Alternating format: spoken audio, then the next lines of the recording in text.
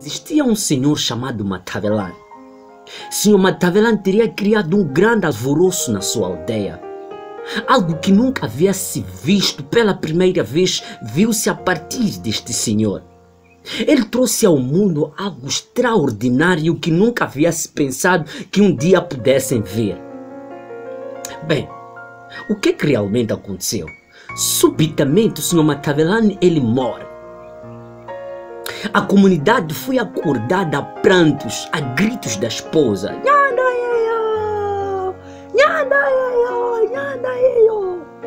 E toda a comunidade acordou para ver o que estava acontecendo na casa vizinha. Quando lá chegaram, viram que era a sua esposa, a esposa de senhor Matavellan, a Teresa, que estava aos prantos.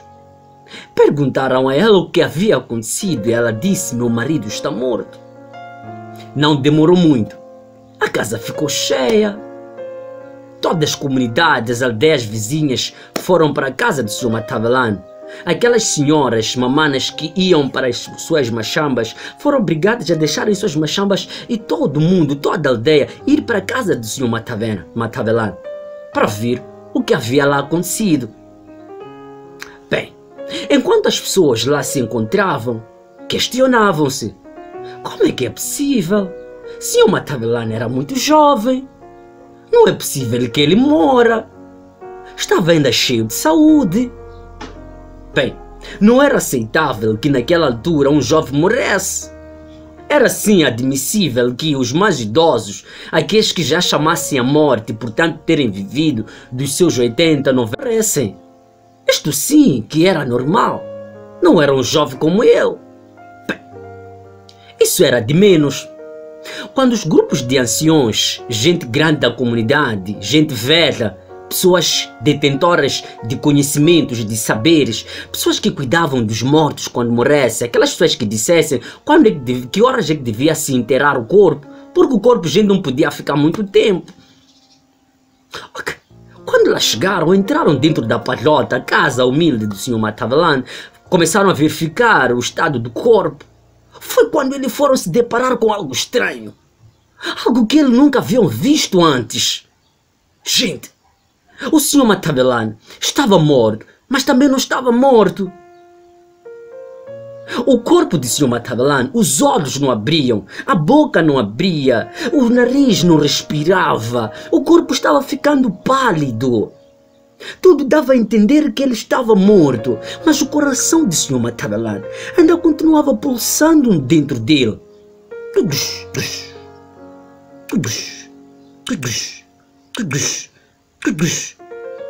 E os grupos de anciões ficavam perplexos. Nunca haviam visto algo igual. Não demorou muito que o susto dos grupos de anciões dentro daquela casa fosse atingir as comunidades, as aldeias que lá fora se encontravam expostos para simplesmente ouvir quando é que seria o inteiro. E quando as comunidades ouviram que o senhor Matavellan não estava exatamente morto, ficaram mais assustados ainda, ficaram mais atumultuados. Mas mais atumultuado ainda ficaram quando alguém disse que simplesmente o coração de senhor Matavellan é que continuava batendo, mas que o corpo estava estragando-se. Foi quando as fofocas foram tomando os grupos de mulheres, de homens, pessoas foram criando grupos e começavam a falar, começavam a comentar. Um grupo de mulheres foi se identificando mais do que as outras. Mas, gente, um certo grupo, dos vários grupos, disse: mas também não é possível. Como é que o senhor Matavellan ele morre? Eu insisto. Era muito jovem. E a outra dizia: não, deve haver aí um tratamento qualquer de aço que tenha sido feito pela esposa, porque não é possível. Eles vivem os dois aqui. A esposa deve ter feito alguma coisa. Foi quando alguém disse: sabe, eu ouvi pessoas a dizer que ontem nessa casa o senhor Matavellan comeu o coração de cágado. E as pessoas perguntaram: mas se comeu o coração de cágado, quem serviu o coração de cágado? Disseram: a esposa. Então, a esposa que matou o senhor Matavellan. Porque, gente, aqui em África, em algumas comunidades de África, é proibido comer certas partes de alguns animais. o caso de cágado, é proibido comer o coração de cágado. Se você come o coração de cágado, significará que quando você morre, o coração continuará pulsando. Quer dizer, você não vai morrer completamente. Isso é uma das lendas, é um dos mitos que resistem em alguns estados, em alguns países de África, não é? O caso do nosso em particular. Portanto, suspeitou-se que o Sr. Matabalane tivesse comido um cágado e que esse coração de cágado teria sido servido pela esposa. Portanto, a esposa ficava como a principal culpada. Não demorou muito até que viesse uma outra versão. Uma outra senhora, dentro das senhoras de fofoca, dizia: não, sabes de uma? Eu ouvi do meu marido ontem. Meu marido é amigo do afinado, do morto. Eu ouvi ela falar que o Sr. Matabalane tinha um sonho de ir à África do Sul, tinha um plano de ir à África do Sul. E que, mediante isso, ele teria procurado um adivinha, teria procurado um curandeiro, a fim de que esse curandeiro lhe preparasse um aço-aço, lhe fizesse um consagramento. E que nessas cerimônias, o curandeiro fosse lhe dar sorte, para que ele trabalhasse bem, para que ele tivesse um bom salário, tivesse boas condições de trabalho onde ele vai. Porque, gente, aqui em Moçambique, cá entre nós, não havia condições para trabalho. Os únicos trabalhos que existiam era a abertura de postos, de portos, de estradas, de linhas férreas, ainda nas mãos dos portugueses, ou então trabalhar nas plantações.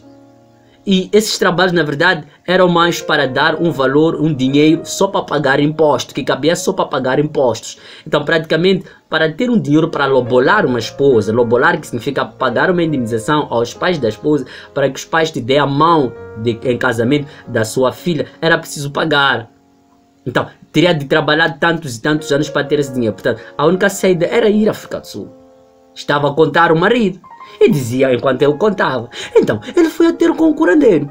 Quando lá chegou o Sr. Matabalane, ele explicou o curandeiro o que ele queria. E o curandeiro fez todos aqueles trabalhos. Jogou os ossos no sangue e disse: esses ossos aqui estão a dizer que tudo pode dar certo. Ele tocosa. E que é preciso que você, para que isso dê certo, deixe um certo valor. Ele tocosa. Mas não só você vai deixar um certo dinheiro, como vai ter que ter um sacrifício. Ele tocosa, que significa que eu aceito. Então, o sacrifício que você terá de ter é: a partir de hoje, não vais calçar sapatos. Ele tocosa, assim não vou fazer. Mas há um aqui que está a dizer: você pode calçar, mas se calçar, deve recordar-se de tirar os sapatos quando for a dormir. Ele, sim. Bem, pagou aquele dinheiro e foi-se para casa, muito feliz de vida. Bem, tinha certeza de que tudo havia dado certo e que não morreria por nada que lhe fosse suceder. Bem, foi quando ele chega a casa querendo comemorar com a esposa, porque dia seguinte faria a viagem para a África do Sul. Ele foi comprar bebidas, foi matar ali uma ovelha, e preparou uma boa chima, preparou uma boa carne, convidou alguns amigos e começou a festejar. Enquanto festejavam, a euforia com aquela bebida toda, foi bebendo, tomando umas, duas, três, e foi se sentindo cansado. Nem que ele foi se aconchegar a uma cadeira de madeira que tinha por baixo daquela árvore.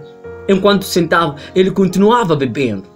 Só que, subitamente, sem que fizesse ideia e sem que se recordasse do trato que havia tido com o curandeiro, ele deu uma cochilada.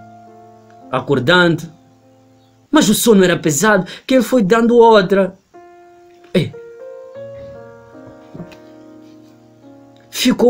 Tentou ficar, foi dando outra. Sr. Matabalane não havia confidenciado isso à sua esposa, aos seus amigos, que podiam ter lhe ajudado, podiam lhe ter tirado sapatos. Foi congelando, até que ele foi congelando de vez. Bem, os seus amigos pensaram que ele estivesse a dormir. Ajudaram a carregar, foram lhe pôr na cama. Só que o problema é que ele não acordou no dia seguinte. Quando a esposa lhe quis acordar, não acordava e não respondia. Foi quando a esposa deu-os aos prantos de grito. E assim contavam as histórias às mulheres. E contaram isso aos grupos de anciões. Os grupos de anciões ficaram preocupados, foram tirar os sapatos aos pés do Sr. Matabalane, mas o Sr. Matabalane não acordava. Ficaram aquele dia, outro dia, não acordava. Até que viram que o corpo estava a danificar e foram enterrar o Sr. Matavel. E assim foi o fim trágico da história do Sr. Matavel. Perdeu o sonho de ir à África do Sul, de lobolar a sua esposa, de viver a sua juventude. São quantos e são tantos os jovens que vivem esta vida, de dedicarem as suas vidas a experiências de curanderismo sem se dar o tempo de viver a vida como ela deve ser vivida. Em algum momento, esses jovens vendem as suas vidas, vendem a vida dos seus filhos, vendem a sua história para os curandeiros, dando sangue aos curandeiros, e que no final do dia são eles os prejudicados, em algum momento vão prejudicando os seus filhos. São quantos pais que vão buscando coisas dos curandeirismo para as suas famílias, e quando morrem, essas coisas ficam atormentando a sua família. E fica aí a lição. Desde já eu quero pedir, deixe o like, deixe a subscrição, comente no vídeo e diga o que achou do vídeo.